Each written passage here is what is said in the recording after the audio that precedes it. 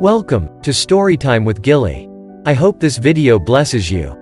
The Star at Bethlehem is a story written by Harrison Woodard as Heli, the Star of Bethlehem. You can find all of Mr. Woodard's fabulous stories at matineewoodard.com. On the third day of creation, God said, "Let there be lights in the heavens." And according to his word, the sun, moon and all the stars were created in the sky. God loved each star and would often invite them into his presence and listen to all that they had done. And then one day, he sent out a proclamation commanding all the stars to appear before him. He would then select one for a very important purpose. With eagerness, all the stars gathered in his throne room. As they waited for God, some of the stars saw Amanda, the smallest star in the galaxy. Taurus, one of the largest stars in Vega, another prominent star, both saw Amanda and spoke to her. Amanda, surely you don't think that God would select you? Amanda, what could you possibly have to offer God? I am here because it is God's will. Amanda made her way to the back of the room to watch the presentations. God entered the room and all the stars worshipped him.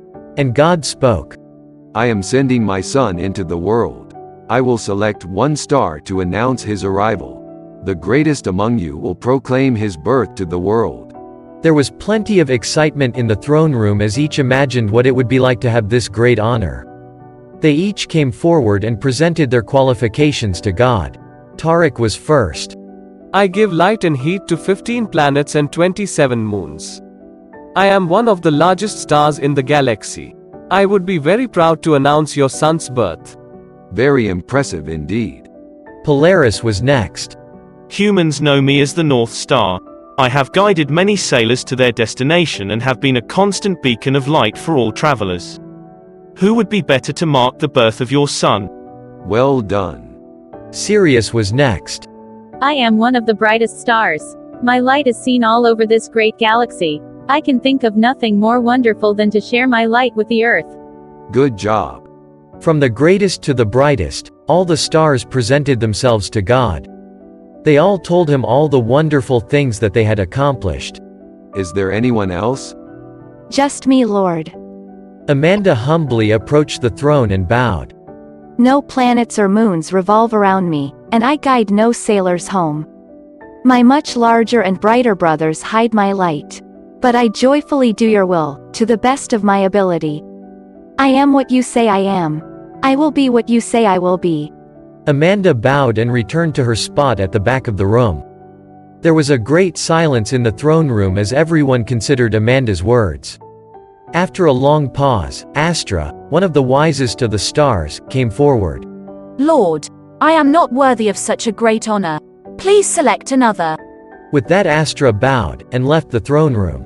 One by one, each star came forward and said the same words until only Amanda remained. Lord, I don't understand. Why did they all leave? They all came forward to announce their own power and ability. You were the only one that proclaimed faith in my ability. You truly are the greatest star. Thank you, Lord. From now on you will be called Beth. You will proclaim my glory in the night sky for all to see. I will do everything you say. Beth took her place in the night sky above Bethlehem. For many months, she was the brightest and most beautiful star the world had ever seen. When her mission was complete, God gave her a very special place of honor in the night sky. On a clear night you can still see her. She is not the biggest or the brightest, but she is still there, faithfully obeying God. Beth truly is the greatest star. We need to be like Amanda. She came when God called her. 1 Thessalonians chapter 5 verse 24. He who calls you is faithful.